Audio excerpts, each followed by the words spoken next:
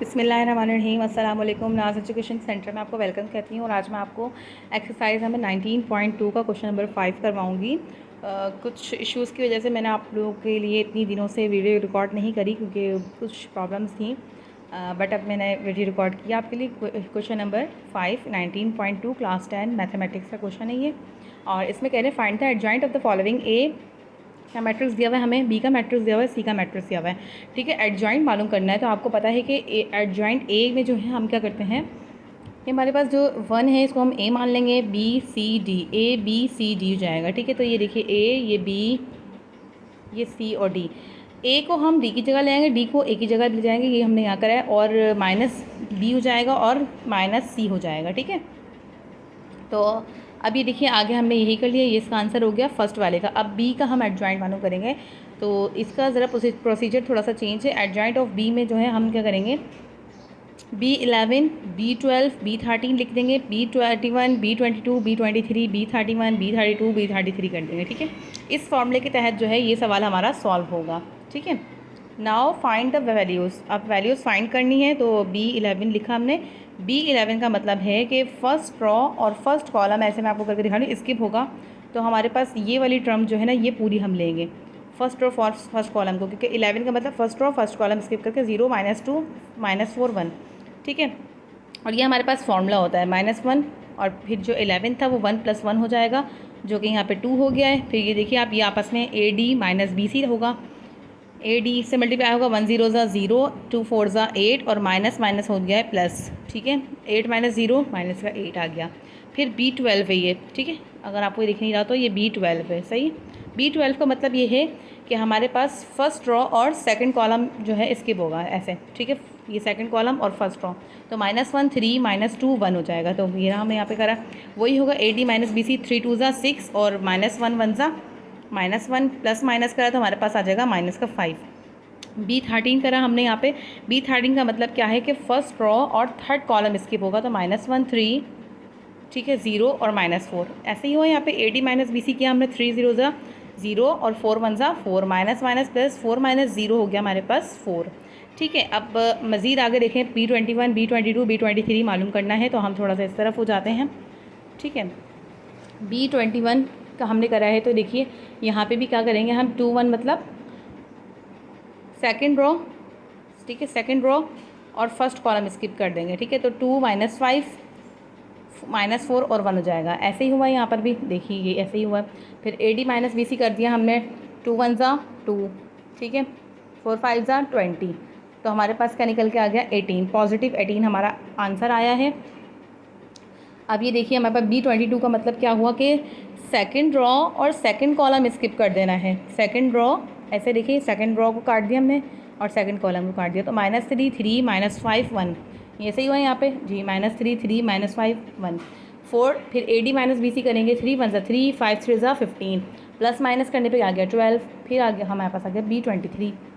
ठीक है, B23 का मतलब क्या हो गया कि हमारे पास सेकंड रो और थर्ड कॉलम स्किप होगा। ठीक है, -3 2 और 3 -4 ऐसे हुआ यहाँ पे, -3 2 3 -4, जी हाँ ऐसे ही हुआ। ठीक है, अब इसके बाद यहाँ पे देखिए हमने क्या करना, 3 4 ज़ा 12, AD - BC का फॉर्मूला लगाएंगे ना, तो AD से मल्टीप्लाई होगा और BC से होगा, तो 3 4 ज़ा 12 और 2 3 ज़ा 6। ठीक है, अब ये यहाँ पे -1 के बाद 5 कहाँ से आया, आप लोग कहेंगे कि 3 + 2 क्या है, हमें तो 5 आया। ठीक है, फिर ये 12 के अंदर -6 करेंगे तो 6 आ जाएगा हमारे पास। फिर B31 है, B31 में हम क्या करेंगे, मैंने जैसे आपको बताया कि थर्ड रो और फर्स्ट कॉलम स्किप कर देंगे, तो 2 -5 0 2। ठीक है, तो ये ना 2 -5 0 और 2। ठीक है, हमारे पास AD - BC हो जाएगा, तो 2 2 ज़ा 4 और 5 0 ज़ा 0, प्लस माइनस करने पे हमारे पास -4 आ गया। B32 का मतलब ये है कि थर्ड रो और सेकंड कॉलम, थर्ड रो और सेकंड कॉलम स्किप करा हमें, तो -3 -1 -5 -2, -3 -1 -5 -2, AD - BC 3 2 ज़ा 6, 5 1 ज़ा 5, माइनस माइनस जो है आपस में प्लस होता है, इसलिए साइन हमने यहाँ पे नहीं लगाई है, तो प्लस माइनस करने पे -1 हमारे पास आ गया। B33 इट्स मीन कि थर्ड कॉलम और थर्ड रो। ठीक है, देखिए थर्ड रो हमने स्किप कर दी, सॉरी थर्ड रो और थर्ड कॉलम, तो -3 2 -1 0, -3 2 और -1 0। ठीक है, AD - BC का नाम हमने 3 0 ज़ा 0, 2 1 ज़ा 2। ठीक है, 2 + 0 2। अब ये देखिए हमारे पास ये मालूम हो गया। अब हम थर्ड मालूम करेंगे। थर्ड हमारे पास जो मैट्रिक्स था उसको फाइंड करेंगे, उसे भी इसी फॉर्मूले के तहत करेंगे। C11 C12 C13, बस यहाँ पे B था, ठीक है, और यहाँ पे C है, तो 11 12 13 वही रहेगा, 21 22 23 वही हमारा फॉर्मूला रहेगा। अब पेज टर्न कर रही हूँ मैं आप लोगों के लिए, ठीक है, आप लोग याद रखिएगा ये वाली वैल्यूज़, ठीक है। अब मैंने पेज टर्न कर लिया है। देखिए हमारे पास C11 का मतलब है कि फर्स्ट कॉलम और फर्स्ट रो हमने स्किप कराई, फिर हमने AD माइनस BC करवाया, ठीक है। तो जो कि क्या है, 2 0 0 हो गया और 6 0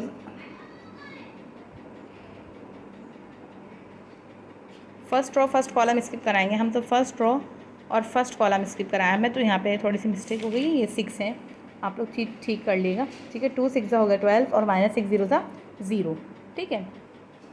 C12 है ये -1 हमने करा। C12 में फर्स्ट रो और सेकंड कॉलम स्किप करेंगे। 6 -3 और 6, 3 6 18, 6 6 36, ठीक है। 1 + 2 3, इसके ऊपर 3 आ गया और ये -18। फिर C13 भी हम इसी तरीके से फाइंड करेंगे कि फर्स्ट रो और थर्ड कॉलम हमें स्किप कर देना है, ठीक है। तो हमारे पास क्या वैल्यू निकल के आएगी, 6 -3 2 0, ठीक है। 6 0 0, 2 3 6, और जब प्लस करा हमें तो 6 + 0 6 होता है। ऐसे C21 करेंगे। C21 में हम क्या करेंगे, 2 1 जो है उसको ऊपर लिख देंगे यहाँ पे, और यहाँ पे यानी कि सेकंड रो स्किप करनी है और फर्स्ट कॉलम स्किप करना है, तो -2 0 0 6, ठीक है। मैं आपको बता देती हूँ रिपीटेशन करके, C21 है ना, तो ये देखिए हम यहाँ पे क्या करेंगे, सेकंड रो और फर्स्ट कॉलम स्किप कर दिया मैं, तो -2 0 0 6, -2 0 0 6 आ गई वैल्यू।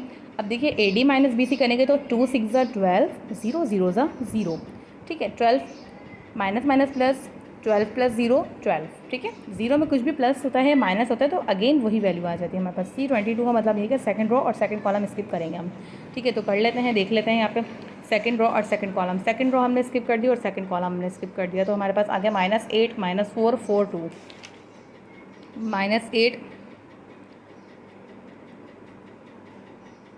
एक मिनट दोबारा कर लेते हैं। C22 है ना, सेकंड रो और सेकंड कॉलम ना, सेकंड रो और सेकंड कॉलम, सॉरी, ठीक है।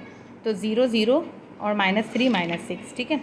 0 0 -3 -6, AD माइनस BC करेंगे हम, वही फार्मूला। 6 0 0, 3 0 0 0, 0 -0 0, सेकंड रो और थर्ड कॉलम 23 का मतलब ये है, ठीक है। तो सेकंड रो और थर्ड कॉलम, ठीक है। तो हमारे पास हो जाएगी वैल्यू 0 -2 -3 0, 0 -2 -3 0, AD माइनस BC 0 0 0, 2 3 6, ये हमारे पास निकल के आ गया 6। अब देखिए 31, थर्ड रो फर्स्ट कॉलम करेंगे हम। थर्ड रो फर्स्ट कॉलम में स्किप करें तो -2 0 2 -6 आया, 6 2 12, 0 2 0, ठीक है। इसको प्लस माइनस करने पर हमारे पास 12 आ गया है। अब देखिए 32 का मतलब है कि थर्ड रो और सेकंड कॉलम स्किप करेंगे हम, ठीक है। तो थर्ड रो हमने ऐसे स्किप कर दिया और सेकंड कॉलम ये रहा, तो 0 0 6 -6, ठीक है। 0 0 6 -6, AD माइनस BC 6 0 0, 0 6 0, तो ये हमारे पास 0 निकल के आ गया। C33 का मतलब ये है कि थर्ड रो और थर्ड कॉलम, तो थर्ड रो है और ये थर्ड कॉलम स्किप कर दिया। 0 -2 6 2, ठीक है। 0 -2 6 2 आ गया हमारे पास, और ये 3 + 3 करने पे यहाँ पे 6 आया है, 12 + 0 करने पे 12 आ गया है।